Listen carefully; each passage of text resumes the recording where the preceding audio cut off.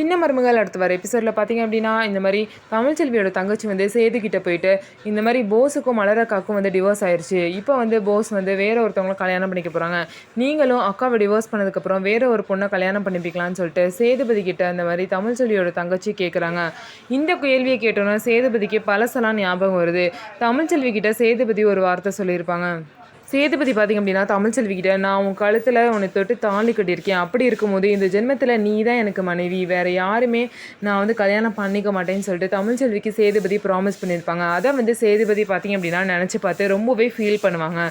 Sethupathi feel பண்ண விஷயத்த பார்த்தீங்கன்னா தமிழ்ச்செல்வியோட தங்கச்சி தமிழ்ச்செல்வி கிட்ட வந்து சொல்லுவாங்க. உடனே தமிழ்ச்செல்வி நினைப்பாங்க அவ்வளோ நல்லவர்லாம் அவர் இல்லையே அப்படின்னு சொல்லிட்டு தமிழ்ச்செல்வி வந்து நினைக்கிறாங்க. அப்போ அந்த நேரம் பார்த்து வந்து சேதுபதி வராங்க. தேவையில்லாமல் கண்டதையும் நினச்சி மனசில் இப்படி கோட்டையை கட்டிக்க வேணாம் அப்படின்னு சொல்லிட்டு பார்த்தீங்க அப்படின்னா நல்லா சப்பாத்தி மாவை அட்டிக்கிற மாதிரி நல்லா அட்டிக்கணும் அப்படின்னு சொல்லிட்டு சப்பாத்தி மாவை போட்டு பிசைஞ்சு தமிழ்ச்செல்வியை வம்பிழுத்துட்ருக்காங்க. ஸோ இதுக்கப்புறம் என்ன நடக்க போகுது, சேதுபதியும் தமிழ்ச்செல்வியும் கூடிய சீக்கிரம் அவங்க 2 பேரும் ஒருத்தர் புரிஞ்சுக்கிட்டு சேருவாங்களா அப்படிங்கிறத வெயிட் பண்ணி பார்ப்போம். நம்ம வீடியோ உங்களுக்கு பிடிச்சிருந்தா நம்ம வீடியோவை லைக் பண்ணிக்கோங்க. மறக்காமல் நம்மளோட சேனலை சப்ஸ்கிரைப் பண்ணிவிட்டு பாருங்கள்.